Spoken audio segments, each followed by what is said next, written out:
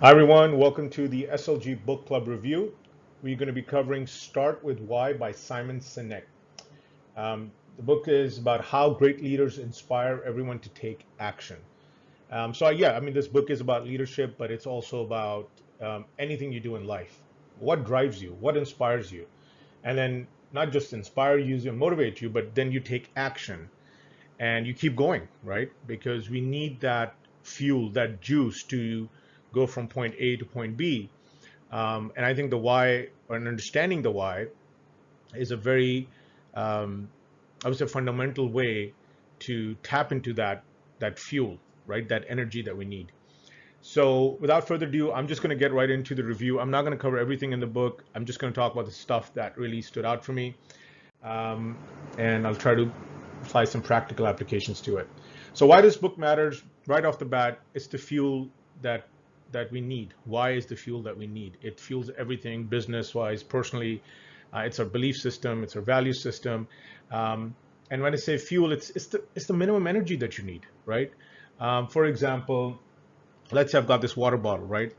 For me to lift this water bottle up, I need to apply a minimum amount of energy. If I don't do it, the bottle stays on the table. Similarly, in life, if you don't bring a certain amount of minimum energy to whatever we're doing, it's our work, it's our social cause, it's nurturing children, whatever it is, we don't get the job done. So to really understand how we tap into this why, we've got to get deeper to the core of the matter. So you can plan all you want, right? Because planning is somewhat easier, but the real question is what's driving that plan? Is there a dream, a vision that is pushing that plan forward? Otherwise, it's just a plan. It's just a piece of paper with words on it. One thing that I really like in this book is this mental model called the Golden Circle. It talks about the why, the how, and the what. And I'll get into all of that. And it applies both to, like I said, our businesses, as well as our personal lives. Now, one thing very interesting in this, I keep talking about, even with some of my clients, is that, you know, you've got to know if something is not working for you in life, right? And you've got to work to find that passion, right? You're not going to get the passion handed over to you. You have to develop it. Because what happens is that when you work hard for something you do not care about, that's work. That's what we all dread. That is something that we feel is like a liability on our life. But when we work hard for something that we love, it's called passion. We're working just as hard, maybe even 10 times more, really. But it feels effortless. It feels fun. There's joy in it. And we call it passion. So you're not going to find passion anywhere under the couch or accidentally under a rock. You will have to develop passion systematically, and finding your why, it goes a long way in developing that passion. It helps you align what you want with your values, and just kind of brings order into a very chaotic universe that we live in, right? Because there's too much out there. We're most of the time we're numb to what's happening. We're just kind of reacting to stuff, and a decade goes by, another decade goes by, another decade goes by. So it's important to kind of take a pause and think about your why, because I think that really will help us establish which way we need to go to develop our passion. So that's an important aspect I found from this book, um, which we need to think about. Now, here's the golden circle. Let's just jump right into it. Basically, at the center of the circle is the why, and then it's the how, and then at the outside of the circle is the what. So what is the what? The what is the obvious. For instance, if you're a company, your what is your products and your services. So if let's say you're selling water bottles, this is your what. You sell a water bottle. Okay. Or bottled water. Now, how you do it, that's basically about the processes, the steps, the systems. And that's really could be your USP or unique selling proposition, right? So the question is, well, there are tons of companies who are making bottled water. Well, why are you different? Well, we're different because we use a certain process which uses less chemicals, or or kind of like it's purer, cleaner, whatever the case may be, and cheaper. So that could be, the how you get the bottle of water from me versus how you get the bottle of water from somebody else. That could be the differentiator. Okay, you can sort of see that. But the real question is, why are you doing bottled water? And that's where the purpose comes in. That's really why, when you say why, like the question really is, why would anybody care why you sell this bottled water? Now, if there's let's say, a social cause attached to it, like I'm selling these water bottles, working with, I don't know, NGOs or governments into places where there's, there's some serious problems in getting access to clean waters. There are health issues. Children are having health problems because of that. When you connect your why, then the rest of the stuff really doesn't matter. Okay, so it's a very famous saying. It says that people don't buy what you do, right? They buy why you do it, and what you do simply proves what you believe. Okay, so people really don't want to argue over how much water there's in there. What's the process? Nobody cares. These are all technicalities. What people really want to resonate with you is your why. Like, what is it? What is the motivation behind this? And that's why you should start from the why outwards. That's why the book is called Start with Why. So why is at the center of the golden circle, and you're starting with why going outwards. I want to provide clean water to children in underprivileged parts of the city, or some rural areas, for instance. So that's my why.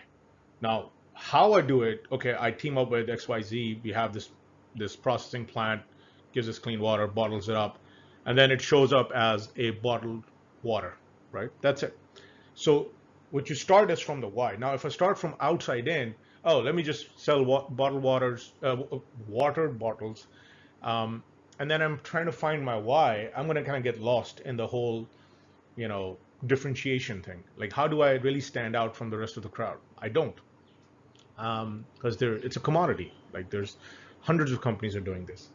So this is just an example to think about, what comes first? Is it the what? Is it the how? Or is it the why? And it's the why. You start there, and that's really your purpose, your cause, your belief system. What are you trying to do? Because remember one thing, people don't really like competition, and I'm going to talk about that in a bit. But people will support you if you're competing with yourself. They don't like it when you compete with them. They like you when you compete with yourself. So that why is that you're challenging yourself to go and make this impact in the world. People will stand by you. More often than not, they will stand with you to make that happen. So something to think about. All right. A few things. The why doesn't change very often, right? It is so core to you. It is what it is. It stays. The same. Um, and like I said, you've got to work it inside out. You've got to start with the purpose, which is the why, then the process, which is the how, and the product, which is the what. So purpose, process, product. And the why doesn't really change that much. So the purpose doesn't really change that much. But the process could. Maybe you can bottle those, create those water bottles in a more efficient way. Maybe there's new technology. So yeah, the process could change, right?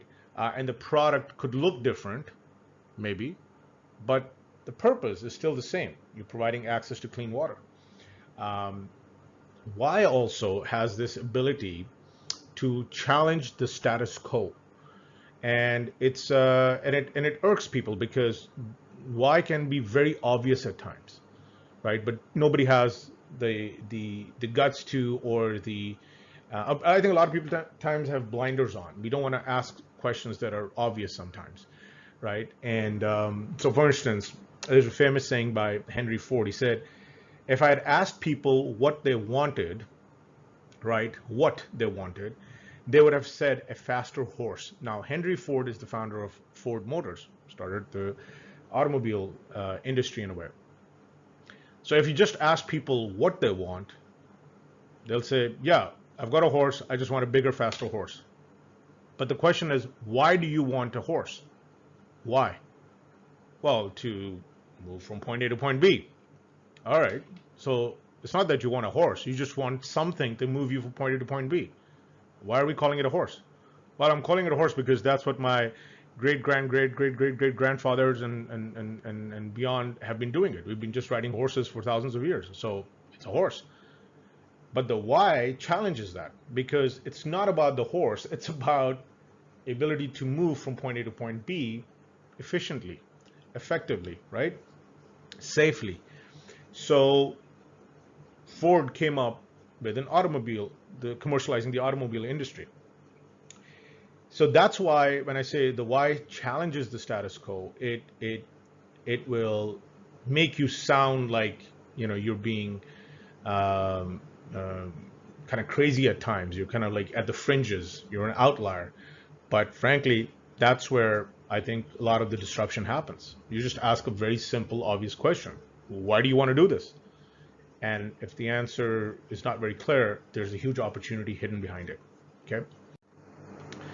Now, let me just focus a little bit on the golden circle from a personal perspective. So, the what is what the world sees, our attitude, our behaviors, and this matters a lot, right? But our attitudes and behaviors are reflective of what's happening at the core. Remember, I talked about the core system, the core beliefs, the core value systems. Attitude and behaviors are just the symptoms of who we really are from the inside. The how is basically the process to accomplish something, right? So the how is about our habit system, basically, our routines, who we hang around, what kind of uh, time and energy we devote to what activities during the day. Basically, it's a habit system, right?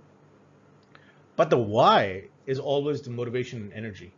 Like, for instance, there was a while back, my health was kind of, let's just say, in not very good condition, right? And so my why was not just, hey, I want to be healthy, because it kind of, sometimes in life you just don't connect with those kind of uh, thoughts and emotions, right? So the emotion is one and the thought is different and they don't really come together.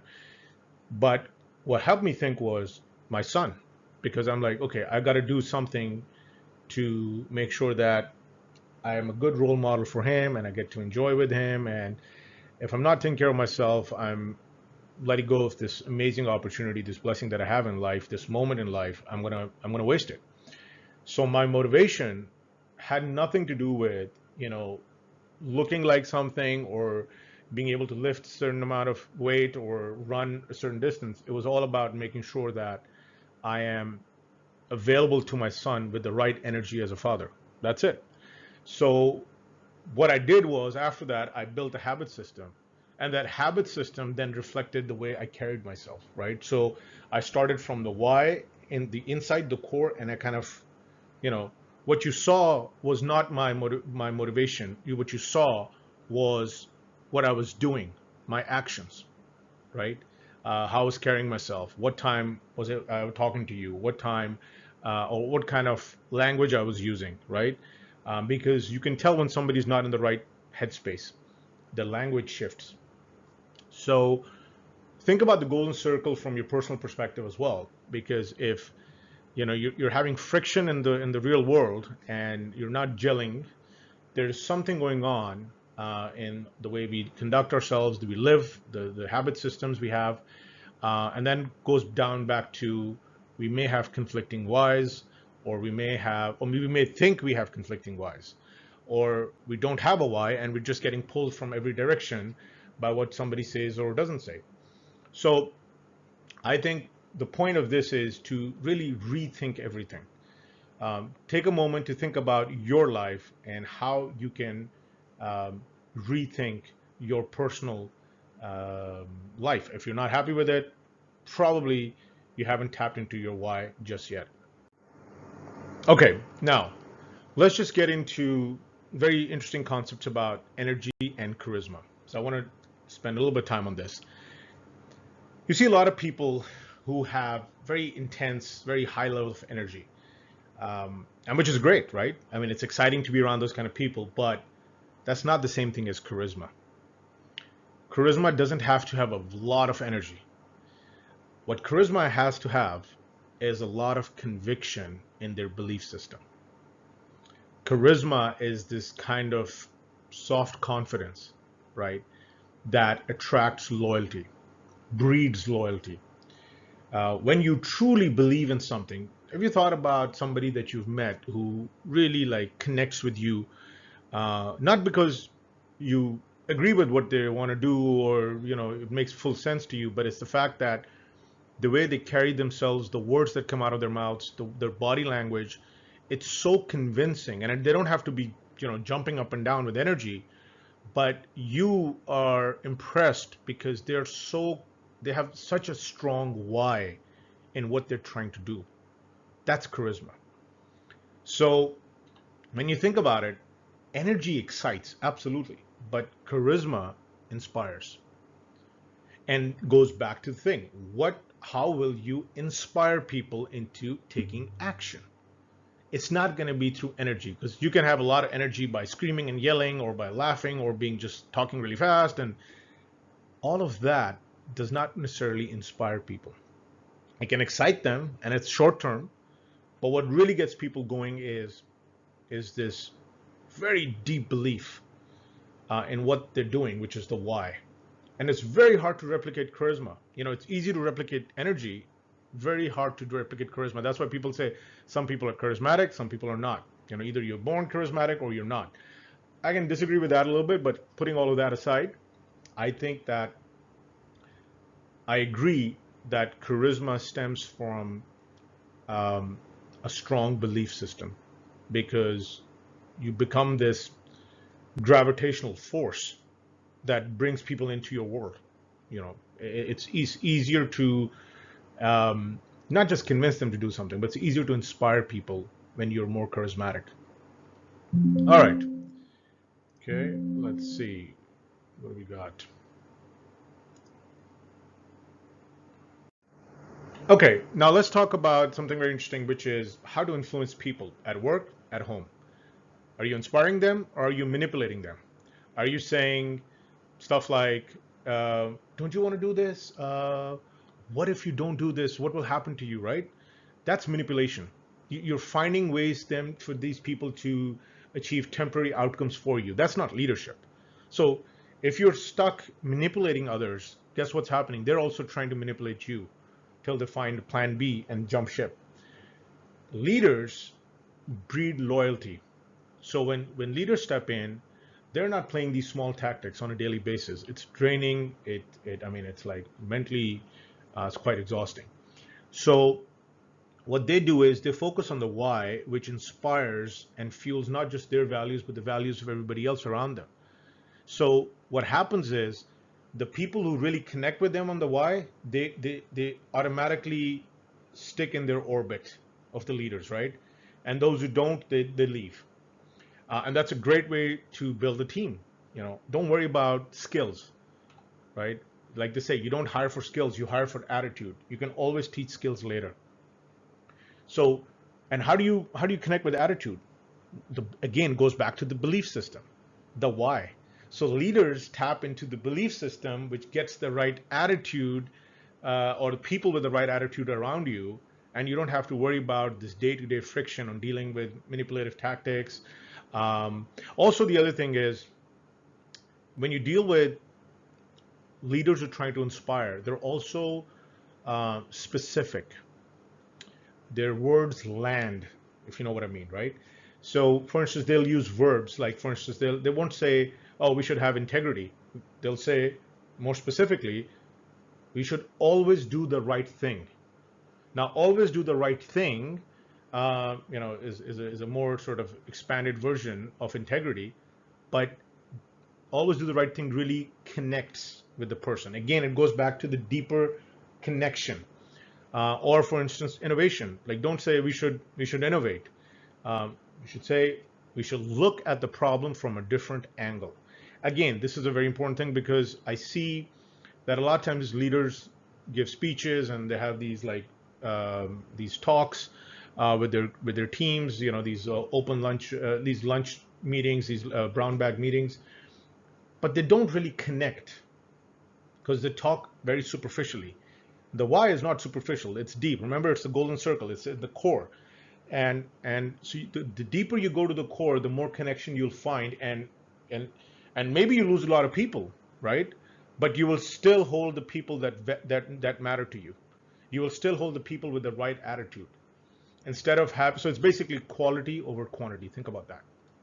So if you want to influence people, learn to inspire people, not manipulate them. All right. All right. Now let's talk about how to find your why. It's a very simple exercise. Basically, you start with my why is, okay, to then whatever the contribution is, to do this, so that you have a certain impact. So my why is to contribution, so that impact.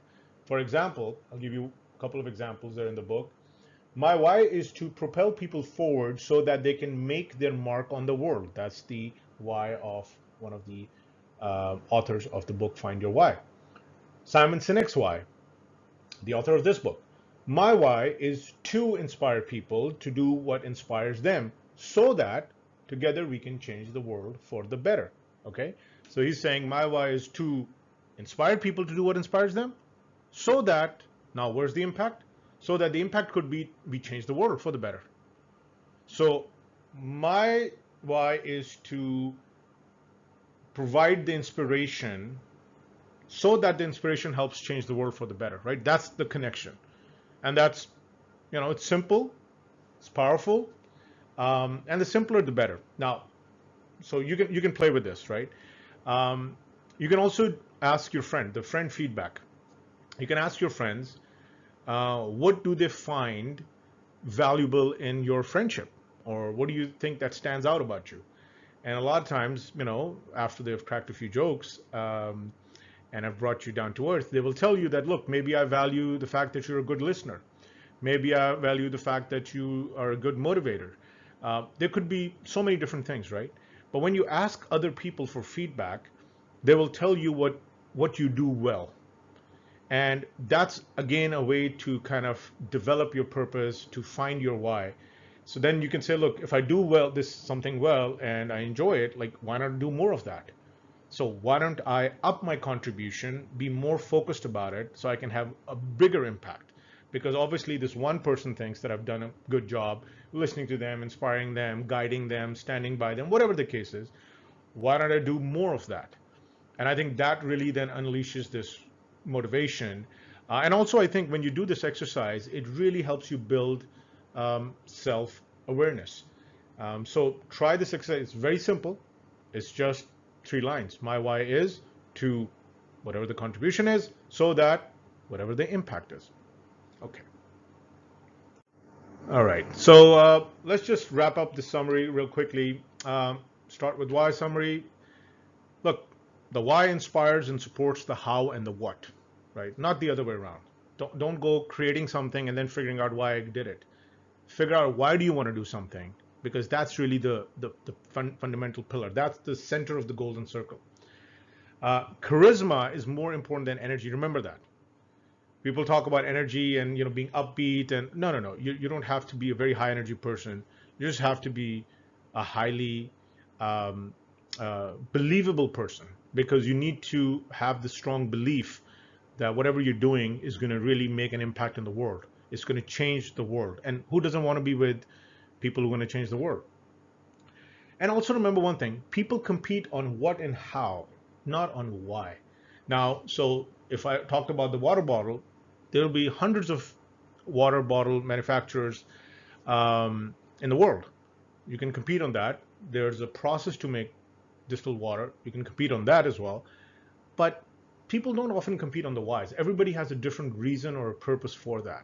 And if you don't have a purpose for it, then you're only going to compete on the product and the price. That's it. There's no unique value proposition that you bring to the table. So when you say that, I'm focused on my why, you're not competing with anybody. You're competing with yourself, and people will stand by you when you compete with yourself. Um, Work on defining your impact on the world from your why, because I think, and this is an iterative process. The reason I put that in there is because um, you're not gonna just do the quick exercise with your friends and then like tomorrow morning you'll have your why ready and you're good to go. If you are, fantastic. Most likely that's not going to happen. So you have to really kind of dig deeper in yourself, kind of cut the noise out, build some more self-awareness, be more mindful. I know these are cliches, but that's what you got to do. Mindfulness, self-awareness, um, ability to kind of reflect on your temperaments, the value you bring, what works for you, what doesn't work for you. There's a lot of that. So as you uh, figure all of these things out, you will start understanding how your why plays out. For instance, I'll give you an example. Um, I thought, decades ago that my sole purpose on earth was to work on Wall Street. It was an amazing experience, but that was not my purpose on earth, right? So I feel that my purpose on earth now is to inspire and educate people, right, as much as I can, in personal development and in actual business and enterprise development. So anything that you want to build up or improve, I want to be part of that. I want to help you with that. Whatever experience that I have, I want to bring that to you as well. So you don't have to go through a long learning curve. I can help you with that learning curve. And that really, honestly, that really connects with me far more than just analyzing stocks, right? So I had to work on figuring out my why, and obviously life experiences play a huge role in that. And the last thing I would say is, look, go the distance with the why, because that's never gonna let you down. Your businesses may fail, your relationships may fail, but if your why is there, it's always gonna keep you motivated and inspired when you wake up in the morning. You will have more gratitude that there's something that you are waking up to. We humans are teleological. We have to have a goal. We have to have a purpose. If you don't have a purpose, we don't go very far, right? So you want to go far, have why. You want to go short distance, try this out, try that out, fine. But the why is not for the short-term players, right? The why is for the long-term players. Yeah, and I'm going to end it with this quote by Nietzsche, Friedrich Nietzsche. He says, "He who has a why to live can bear almost any how." And what that essentially means is pretty self-explanatory, but it means that throw anything at you. Life can throw anything at you, come hell or high water. Um, as long as you have a why, you'll get through it, right? You have the ability, the resiliency to take the punches and to stay on point. It's your compass, right? Even in fog and chaos, you'll still find a way as long as you have a why. So hope that helps. Let me know your thoughts, and we'll meet again. Thank you very much.